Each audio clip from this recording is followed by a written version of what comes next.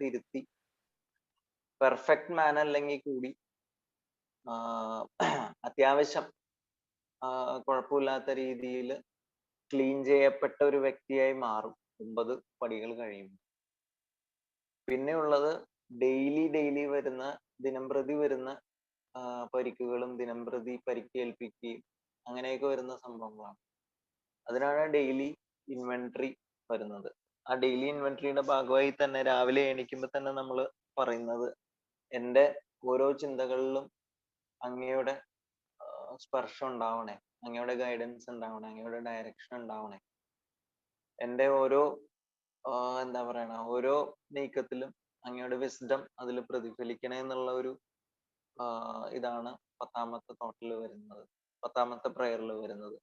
എൻ്റെ വിൽഫുൾനെസ്, അതായത് എന്ത് ചെയ്യുന്നതും ഞാനാണ് ചെയ്യുന്നതെന്നുള്ള ഒരു അഹങ്കാരം, അല്ലെങ്കിൽ ഞാൻ എനിക്ക് വേണ്ടി തന്നെയാണ് എല്ലാം ചെയ്യുന്നത്, ഞാനാണോ സെന്റർ ഓഫ് ഓൾ ആക്ഷൻസ് എന്നുള്ള ഒരു ചെക്കും കൂടെയാണ് അവിടെ വരുന്നത്. ഞാൻ മറ്റുള്ള സഹജീവികളിലൂടെ എന്തോരം പൊരുത്തപ്പെട്ടു പോകുന്നു, എന്തോരം സ്നേഹത്തോടെയാണ് ഞാൻ പോകുന്നത്, എന്തോരം മറ്റുള്ളവരെ എനിക്ക് അക്സെപ്റ്റ് ചെയ്യാൻ പറ്റുന്നുണ്ട്, ടോളറേറ്റ് ചെയ്യാൻ പറ്റുന്നുണ്ട്, ഈഗോ എന്തോരം ചെക്ക് ചെയ്യപ്പെടുന്നുണ്ട്. അത് ഞാൻ പറയട്ടെ, ഓഫീസിൽ ഓരോ നിമിഷങ്ങളിലും എൻ്റെ ഒത്തിരി ഈ പറയുന്ന ടെൻഷനും സ്ട്രെസ്സും ഉള്ള ഒരു ജോലിയാണ്. അപ്പൊ ഓരോ നിമിഷത്തിലും ഓരോരുത്തരോടും നമുക്ക് ദേഷ്യം തോന്നാം, കസ്റ്റമേഴ്സിനോട് ദേഷ്യം തോന്നാം, ഓരോ പ്രശ്നങ്ങൾക്ക് ഓരോ ഒബ്സ്റ്റക്കിൾ ആയിട്ട് വരാം നമുക്ക് മുന്നോട്ട് പോകുന്നതിൽ. ആ സമയങ്ങളിലെല്ലാം എനിക്ക് പഴയ സ്വഭാവം ഇടയ്ക്ക് കയറി വരും, മറ്റുള്ളവരെ കുറ്റം പറയാൻ, ഇതിനുള്ള കാരണം അവിടെ അങ്ങനെ ചെയ്തുകൊണ്ടാണെന്നുള്ള ഒരു കുറ്റം. ഇതിന് കാരണം വേറൊരാളാണ്, ആ റെസ്പോൺസിബിലിറ്റി അപ്പൊ എനിക്ക് എടുക്കാൻ പറ്റാത്തൊരവസ്ഥ പലപ്പോഴും വരാറുണ്ട്.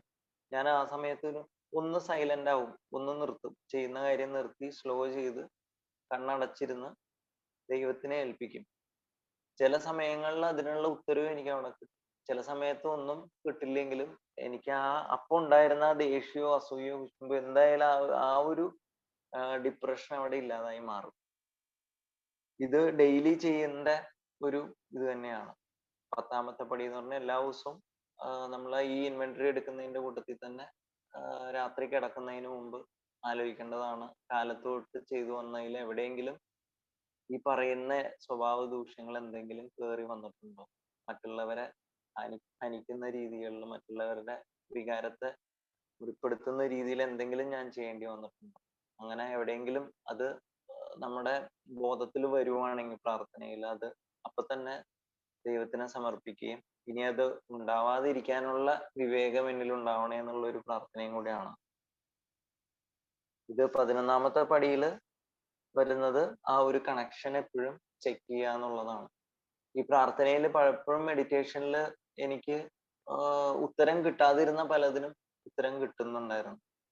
ചില സമയങ്ങളിൽ ഈ ബുക്കിൽ പറയുന്ന പോലെ അത് തെറ്റാവുന്നതിന് മുമ്പ് തന്നെ നമുക്കത് മനസ്സിലാവുകയും ചെയ്തിട്ടുണ്ടായിരുന്നു, ചെയ്യുന്നത് തെറ്റാണോ ഇതാണോ എന്നുള്ള. ഒരു ഉദാഹരണം പറയുവാണെങ്കിൽ, ഞാനിപ്പോ ഇവിടുന്ന് നാട്ടിലേക്ക് ട്രാൻസ്ഫർ HR അപ്ലൈ ചെയ്തിട്ടിരിക്കുകയാണ്.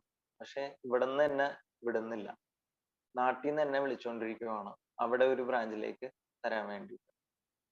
പക്ഷെ ഇതില് ഞാൻ ഇവിടെ ബഹളം ഉണ്ടാക്കിയാൽ ഇവിടെ ഉള്ളവരെ ശരിക്കും എനിക്ക് വേദനിപ്പിച്ചിട്ട് വേണം പോകാനായിട്ട്. എന്നാൽ അവിടെ എനിക്ക് പറഞ്ഞു വെച്ചിരിക്കുന്ന ആ ഒരു റെസ്പോൺസിബിലിറ്റി എടുത്തില്ലെങ്കിൽ എനിക്ക് വീട്ടിന്റെ അടുത്ത് ഉള്ള ബ്രാഞ്ചിലേക്ക് കിട്ടത്തില്ല. അപ്പൊ ഇങ്ങനെ വലിയൊരു ആശയക്കുഴപ്പത്തിലായ സമയത്ത് മെഡിറ്റേഷനിൽ എന്നിൽ വന്ന ഒരു സംഭവം എന്ന് വെച്ച് കഴിഞ്ഞാല്, ഞാൻ തന്നെ എന്നിൽ വന്നതാണെന്ന് വെച്ചാൽ ദൈവത്തിനെ ഏൽപ്പിക്കുകയല്ല, കാരണം ഇതിൽ നിനക്കൊന്നും ചെയ്യാനില്ല എന്നുള്ളൊരു ധാരണയാണ് അവിടെ വന്നത്. പിറ്റേ ദിവസം ഇതിങ്ങനെ എടുത്തുകൊണ്ട് ഞാൻ ഒന്നും ചെയ്തില്ല, കാരണം എനിക്കൊന്നും ചെയ്യാനില്ല എന്നുള്ള ഒരു ധാരണയിലെത്തി. 2ാമത്തെ ദിവസവും ഇങ്ങനെ മെഡിറ്റേഷനിൽ ഇതേപോലെ തന്നെ ഇങ്ങനെ ഒരു ഡീപ്പ് മെഡിറ്റേഷനിൽ ഇരിക്കുമ്പോ തന്നെ ഈ സെറീനിറ്റി പ്രയറിലെ ഒരു ഭാഗം എനിക്ക് ഓർമ്മ വന്നു. പെട്ടെന്ന് ആ ഒരു കറേജ് എന്നുള്ള വാക്ക് അതിലേക്ക് വന്നു. അവർ 2ാമത്തെ ഇതിൽ പറയുന്ന പറഞ്ഞ എന്താണ്, മാറ്റുവാൻ പറ്റുന്നതിനെ മാറ്റുവാനുള്ള ധൈര്യവും. അപ്പൊ മാറ്റുവാൻ പറ്റുന്നവയെ, അപ്പൊ എനിക്ക് ഇതില് മാറ്റുവാൻ പറ്റുന്ന ഞാൻ ചെയ്യേണ്ട കാര്യങ്ങള് ധൈര്യത്തോടെ ചെയ്യാനുള്ള ധൈര്യം എനിക്ക് ഉണ്ടാവണം. അപ്പൊ ആ ഒരു അത് പെട്ടെന്ന് വന്ന ഒരു സാധനമാണ്. അപ്പൊ ഞാൻ മെഡിറ്റേഷനിൽ ഇരിക്കുന്നതിന് മുമ്പ് ഞാൻ ഇതിനെ കുറിച്ച് ആലോചിക്കുകയൊന്നും ചെയ്തിട്ടില്ല. അപ്പൊ പെട്ടെന്ന് അത് കിട്ടി. ഞാൻ അത് കഴിഞ്ഞപ്പോ തന്നെ ഞാൻ HR-ലേക്ക് മെയിൽ അയച്ചു. ഇന്ന പോലെ ഇന്ന ദിവസം ഞാൻ ചെയ്തതാണ്. എനിക്ക് ഇതുവരെ ഒന്നും ഒരു റിപ്ലൈയും വന്നിട്ടില്ല എന്നുള്ള രീതിയിൽ. കാരണം ഞാൻ അവിടെ ചെയ്യേണ്ട കാര്യം ധൈര്യത്തോടെ തന്നെ ചെയ്യണം എന്നുള്ള ഒരു ഇതാണ് എനിക്ക് ഇത് ശരിയാണോ തെറ്റാണോ എന്നുള്ളത് എനിക്ക് ഇപ്പോഴും അറിയില്ല. പക്ഷെ ഞാൻ ചെയ്യേണ്ട എന്റെ കാര്യങ്ങള് 100% ചെയ്തു. ഇനി എനിക്ക് എന്താണ് ആ ഒരു സിറ്റുവേഷൻ അക്സെപ്റ്റ് ചെയ്തിരിക്കാം. ഇനി എനിക്കൊന്നും ചെയ്യാനില്ല. അത് ഞാൻ ഒരു ഉദാഹരണം പറഞ്ഞത്, എന്നിൽ എങ്ങനെ അത് വർക്ക് ചെയ്തു എന്നുള്ളതിന്റെ ഒരു ഉദാഹരണം പറഞ്ഞത്. ഈ പടികളെല്ലാം ചെയ്യുമ്പോൾ തന്നെ നമുക്ക് ആത്മീയമായ ഒരു ഉയർച്ചയും എല്ലാത്തിനെയും പ്രശാന്തമായ ഒരു ന്യൂട്രാലിറ്റി എന്ന് പറയുന്ന ഒരു അവസ്ഥയിലേക്ക് വരും. കാരണം ആര് നമ്മളോട് മോശമായി പെരുമാറിയാലും തെറ്റായി പെരുമാറിയാലും ആരെയും ജഡ്ജ് ചെയ്യാതെ നമുക്ക് എനിക്ക് അയാളെ ഉൾക്കൊള്ളാനായിട്ട് പലപ്പോഴും ശ്രമിക്കാറുണ്ട്, പലപ്പോഴും പരാജയപ്പെട്ടിട്ടുണ്ട്, പക്ഷെ പലപ്പോഴും ഉൾക്കൊള്ളാനും പറ്റിയിട്ടുണ്ട്. ഒരാള് മോശമായി നമ്മളെ കുറിച്ച് സംസാരിക്കുമ്പോഴും ഞാൻ ആലോചിക്കും, പണ്ട് ഞാനും ഇത് തന്നെയല്ലേ ചെയ്തുകൊണ്ടിരുന്നത്.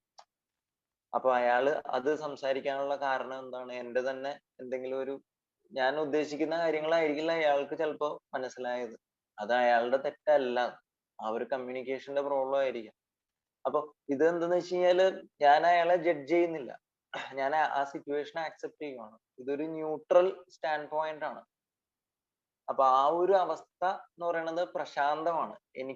എനിക്കതിൽ ഒന്നും എന്നിൽ ക്രിയേറ്റ് ചെയ്യുന്നില്ല. എന്നിൽ ദേഷ്യവും വിദ്വേഷവും ഒന്നും മറ്റൊരാളെ കുറിച്ച് ഉണ്ടാകുന്നില്ല.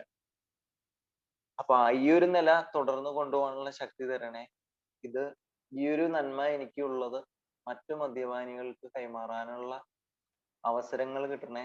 അതിലെല്ലാത്തിലും അങ്ങയുടെ ആശീർവാദവും അതേപോലെ തന്നെ അങ്ങയുടെ സപ്പോർട്ടും ഗൈഡൻസും ഡയറക്ഷനും എല്ലാം ഉണ്ടാവണേന്ന് തന്നെ ഉള്ള പ്രാർത്ഥനയാണ് 12-മത്തത്. ഓരോ നിമിഷവും ഇത് ഉൾക്കൊള്ളാൻ പറ്റണം എൻ്റെ ജീവിതത്തിൽ. കാരണം 1 ഡേ പ്രോഗ്രാം എന്ന് പറയുമ്പോഴും ഇത് ഏറ്റവും നല്ല രീതിയിൽ നമുക്കിത് 1 മൂമെന്റ് എന്നുള്ള രീതിയിൽ എടുക്കാൻ പറ്റിയാലാണ് അത്രയും വലുത്. കാരണം നമുക്ക് ഇപ്പൊ ജീവിക്കുന്ന ഈ നിമിഷം അല്ലാതെ നമ്മുടെ കയ്യിൽ ഒന്നുമില്ല. ബാക്കി എല്ലാം സങ്കല്പങ്ങളാണ്. പാസ്റ്റും ഫ്യൂച്ചറും എല്ലാം സങ്കല്പങ്ങളാണ്. ഇപ്പോ ഈ നിമിഷം മാത്രമേ ഉള്ളൂ നമ്മുടെ കയ്യിൽ എന്തെങ്കിലും ചെയ്യാൻ പറ്റുന്നത്. അത് ആ സെറനിറ്റിയിൽ പ്രേയറിൽ പറയുന്ന പോലെ തന്നെ കൺട്രോൾ ഉള്ള ഒരേ ഒരു സാധനം ഈ ഒരു നിമിഷം മാത്രമാണ്. ആ നിമിഷത്തിന് 100% ആത്മാർത്ഥതയോടെ ചെയ്യാൻ പറ്റണേ എന്നുള്ള ഒരു പ്രാർത്ഥനയാണ് ഞാനെന്നും പ്രാർത്ഥിക്കുന്നത്. ഇത്രയും പറഞ്ഞുകൊണ്ട് നിർത്തുന്നു. നമസ്കാരം. വളരെ നന്ദി മനോജ് ഭായി. എന്തായാലും അത്രയും നല്ല ഗംഭീരം, എല്ലാവർക്കും മനസ്സിലാവുന്ന രീതിയിൽ നല്ല ലളിതമായ ഭാഷയിൽ ഇത് പ്രസന്റ് ചെയ്തതിന് ഒത്തിരി നന്ദിയുണ്ട്. അടുത്തതായിട്ട് ഞാൻ തമ്പി സാറ് 2 വാക്ക് പറയാമോ?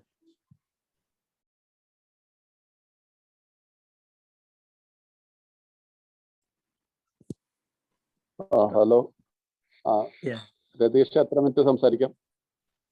സാറ് ടൈം ലിമിറ്റ് ഇല്ല, നോ പ്രോബ്ലം. വേറെ 2-3 പേര് ഷെയർ ചെയ്യാനില്ലേ? 15 to 20 minutes. ജോസഫ് മാഷൊക്കെ സംസാരിക്കാനുള്ളതല്ലേ ഇനി?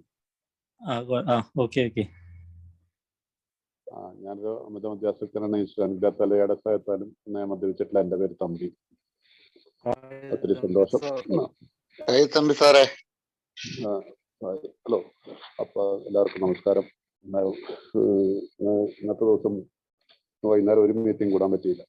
രാവിലെ മുതൽ ഹോസ്പിറ്റലിലും കുറെ ലാബുകളിലും ഒക്കെ ആയിട്ട് അങ്ങോട്ടും ഓട്ടായിരുന്നു. അതുകൊണ്ട് ഒട്ടും റെസ്റ്റ് പോലും ഇല്ലായിരുന്നു. ഇപ്പൊ വൈകുന്നേരമാണ് ഷിജു 2 പ്രാവശ്യം മീറ്റിംഗിൽ കയറണമെന്ന് പറഞ്ഞിട്ട്. ദൈവത്തിന്റെ അനുഗ്രഹം, ഏറ്റവും വലിയ അനുഗ്രഹം, ഒരു മീറ്റിംഗിലേക്ക് കയറാൻ ഒരിക്കലും ഒരു മടുപ്പ് തോന്നിയിട്ടില്ല. ഒത്തിരി ക്ഷീണം ഉണ്ടെന്നാലും